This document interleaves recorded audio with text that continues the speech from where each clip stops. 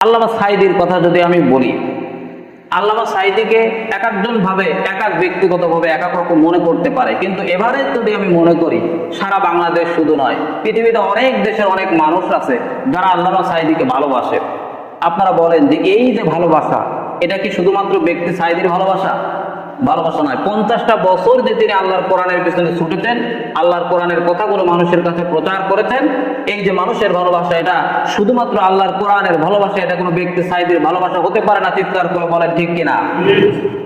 এটাই হচ্ছে আল্লাহর কোরআনের ভালোবাসা। যতদিন বাংলাদেশ থাকবে ততদিন আল্লামা সাঈদীর নাম এদেশের আকাশ জমিন কাঁপিয়ে স্বর্ণ অক্ষরে লেখা থাকবে, কারণ তিনি কোরআনের পক্ষে কাজ করেছেন। চিৎকার করে বলেন ঠিক কিনা? মানুষ তাকে স্মরণ করবে, আমাদের যুব সমাজ তাকে স্মরণ করবে, কারণ এই দেশটাকে গড়ার জন্য, ইসলামী রাষ্ট্র প্রতিষ্ঠার জন্য